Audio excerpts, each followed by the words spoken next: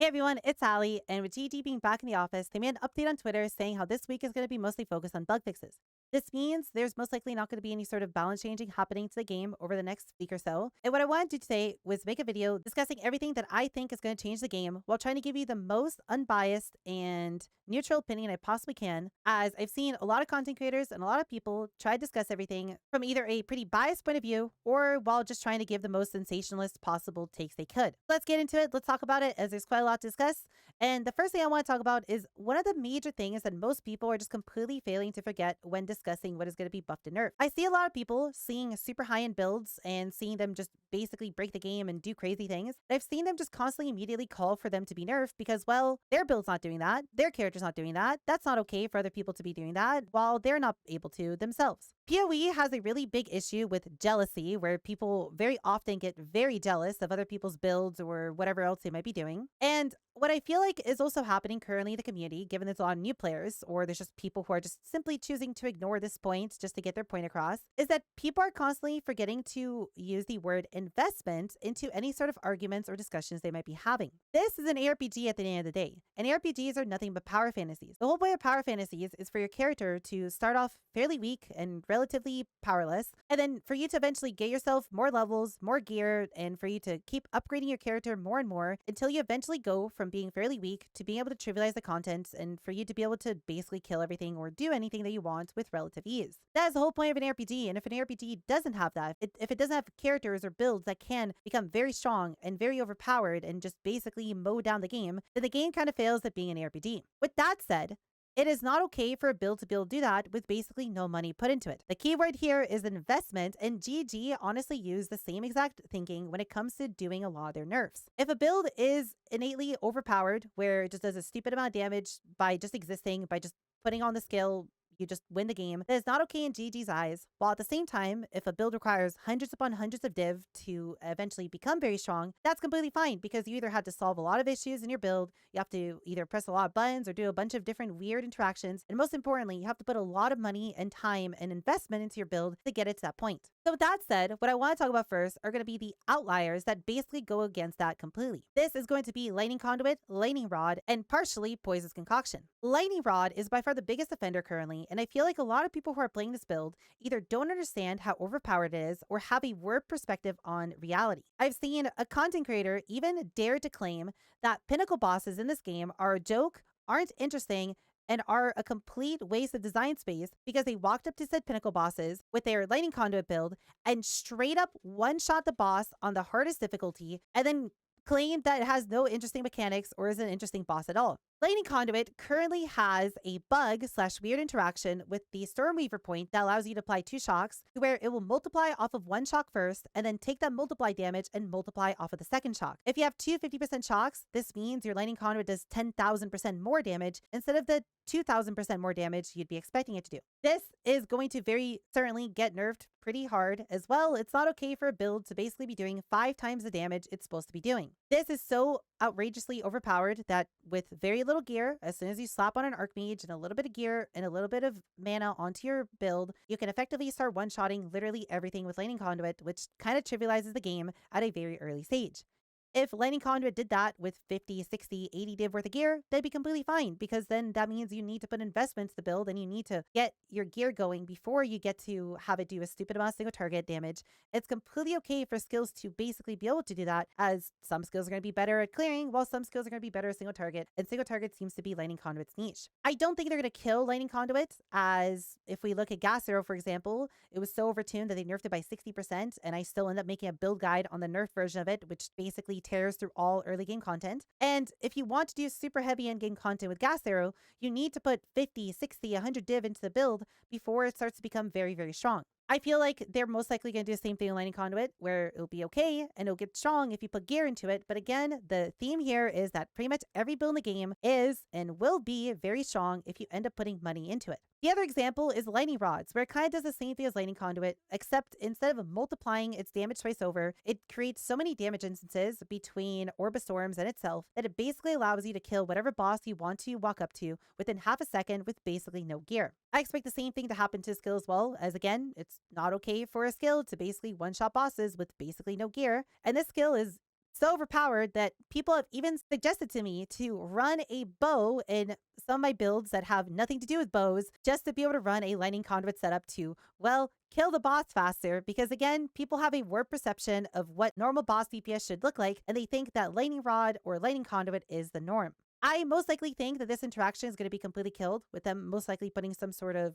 0.1 or 0.2 second cap on lightning rods in terms of how fast they can proc to completely stop the effectively infinite chaining nature of it. But we'll see exactly what happens to it. But it is so likely to be nerfed that we could effectively say that the nerf for both lightning conduit and lightning rods is guaranteed. As I mentioned, Poison Concoction also kind of ends up doing the same thing. Now, Poison Concoction is a little bit more of an interesting case because while it's very strong on very little gear, it is not as broken as the other two, but it is most likely relying on a bug to do its current insane damage, which is most likely going to get fixed, making Poison Concoction be a reasonable skill early on. Poison Concoction currently is being ran with a Widow Hail along with a quiver that gives you additional projectile skill gem levels, along with you trying to fit as much increased quiver effect into your build as possible to make that +2 projectiles turn into +6 or +8 to get your Poison Concoction as many levels as possible. Because of this, Poison Concoction can scale to extremely high levels really quickly, and given it has no mana cost, it just uses a static amount of flash charges, you effectively have no downside for doing this, and it's something that is so dirt cheap and easy for you to do, they can immediately do it from a very early level, allowing you to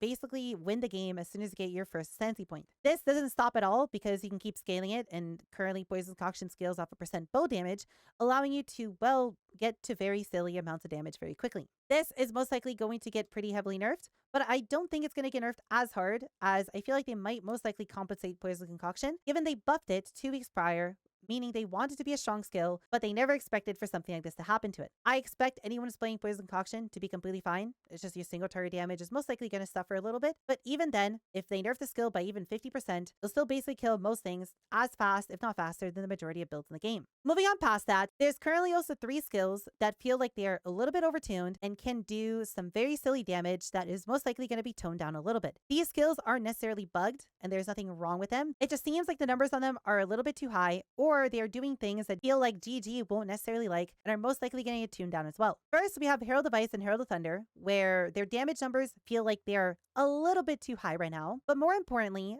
people through many different ways at this point have found interesting interactions where they can get their Herald of Ice to shock enemies, to then proc their Herald of Thunder, which they can then get to freeze enemies to proc their Herald of Ice, effectively giving you an infinite loop across every single monster on your screen, giving you some pretty silly levels of map clear. While this isn't necessarily bad on its own, and a lot of people are actually really enjoying this, I could definitely see GG not being a fan of this, given they want the game to overall be slower, and I could see them toning this down a little bit to more reasonable levels. They're most likely going to either nerf the damage of Herald of Thunder and Herald of Ice, the AoE of it, or if they want to have a little bit more of a heavy-handed approach, they're going to make it so the Heralds cannot apply ailments, meaning you can't shock with the Herald of Ice, you can't freeze with the Herald of Thunder, stopping the looping from happening. This would still allow you to basically clear a pack instantly if you can proc a Herald of Thunder or Herald of Ice on it, but you can't utilize both as easily to basic chain the whole screen at once. Along with the Heralds, Tempest Bell also seems to currently be a little bit overtuned, and is most likely also going to get some sort of nerf applied to it because it just does a little bit too much damage right now. I don't necessarily think there's anything wrong specifically with the damage of the bell, but I could see them probably toning it down by 20 to 30%, which is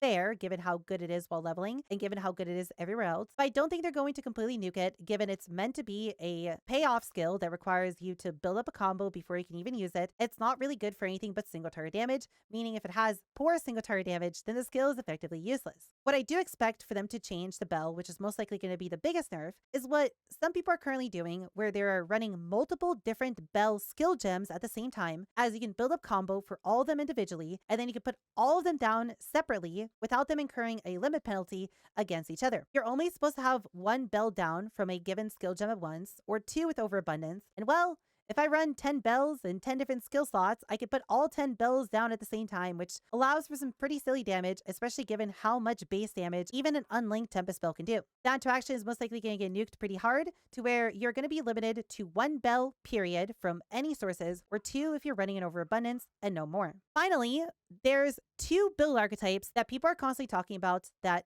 they feel like are going to get nerfed. Now, with one of them, I do strongly believe it's going to get nerfed pretty heavily, but with the other one, I pretty heavily disagree with because of the point that we discussed at the start of the video, investment. First off, we have Archmage. Now, there isn't anything inherently wrong with Archmage. It's a honestly great skill as it is fairly weak early on, scales pretty well into mid game, and then becomes an absolute monster in the late game, allowing you to basically, well, instantly win the game. There's nothing inherently wrong with that, as that's how skills and builds should be in the game, to where the more money you put into them, the stronger they are. But the issue with Archmage is that it's so good at buffing the damage of spells that spells on their own can't really shine, and Archmage is the only viable way for you to currently scale any sort of spell to a high degree. If they want to buff some of the underperforming spells like Fireball or Firestorm or Ball Lightning or any of those to a degree where those skills can actually be used as actual skills, or if they want, for example, Ignite to be good. The issue is if they don't nerf Archmage or adjust it to scale more heavily off of mana, or to scale in a way that doesn't necessarily make it the best way to scale every skill in the game. If Fireball, for example, were to be buffed, then you just play Fireball Archmage, and you wouldn't really do anything interesting with the Fireball itself other than it just being a slightly different flavor of Spark. I feel like Archmage needs to be nerfed for all their spells to be buffed. It's currently so suffocating in terms of build diversity that it doesn't really allow for anything else to shine. I don't know exactly how they'd go about doing that without nerfing Archmage builds themselves, but I'm sure GG will be able to find a way, as there have been plenty of cases where things like this have happened, where they either manage to nerf the build to where it's weaker in the early game, but still very strong in the late game, or manage to nerf the late game of the build to where it's not as atrociously strong as it was pre-nerf, but still very viable and very strong. The other such example is attribute stacking PoE the Cage God, Hand of Wisdom in action. A lot of people keep saying that this build needs to be nerfed, because people keep seeing content creators and other players play this build at hundreds upon hundreds of divines, and they're watching said build just basically tear through the whole game. I don't feel like this build realistically needs much of a nerf, and if they are going to nerf it, they're most likely going to nerf the attack speed scaling on Hand of Wisdom in action, which would specifically target the late game of the build without realistically touching the early or mid game of the build, as this build is, in my opinion, fairly weak at most stages of the game and doesn't really become a good build until the super late game of it. At around a 20 to 30 div budget or so, this build is substantially weaker than pretty much every other current good build at the same budget level, and only realistically starts shining once you put maybe 100 to 150 div into the build. Some people are even attempting to claim that this build is so good at that price point that completely outshines every other build, and there's basically no reason to play it. I feel like that is a really bad take to have. I don't agree with that at all. I feel like this build, and pretty much every other build, is realistically just as good as each other at a very high-end price point. Realistically, if you put 100, 200 div into basically any builds, they're all going to be extremely silly and extremely overpowered. And while some builds might excel at that price point at killing bosses in half a second, and others might excel at having extremely high movement speed that instantaneously allow you to clear maps within minutes, this build specifically is kind of good at everything, but is not necessarily the best at any of those specific things. For example, Queen of the Forest builds are substantially faster than what this build could do until this build gets to 300-400 plus div, while there's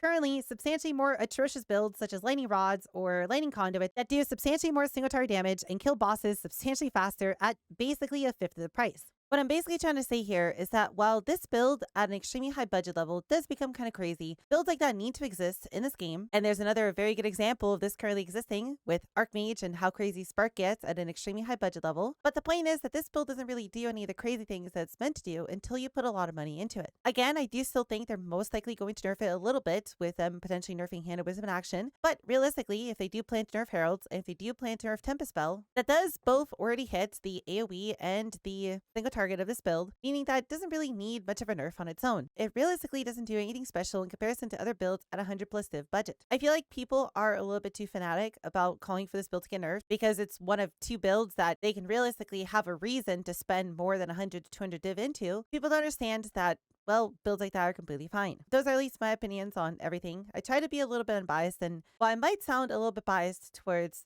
attribute stacking, as that's the build I'm currently playing, I genuinely personally do not believe there's an issue with it, given again the word investment. Then again, at the end of the day, this is all speculation, and we'll have to see exactly what happens. But hopefully I was able to give you at least an overview of what you might expect in the next upcoming days, as everything we talked about are currently the big outliers currently in the game. Now, I also do expect there to be quite a lot of buffs, as there's quite a lot of skills that are very undertuned and really can keep up, such as crossbow skills, most melee skills, and pretty much every spell without Archmage attached to them. So while I do think quite a lot of the current popular interactions or builds that people are playing are going to get nerfed, we should have quite a lot of new additional toys for us to play with, especially given we're getting the Druid and Huntress added into the game soon, which are also going to come with quite a lot of new skills and new playstyles for us to enjoy. If you have any questions or would like to discuss this any further, feel free to leave a comment in the comments below. I'd be more than happy to discuss any of this further with you. I also stream on Twitch every single day, so feel free to come by Twitch and ask me any of your questions there. With all that said, kitties, I hope you enjoy the rest of the day, and I'll see you all in the next video.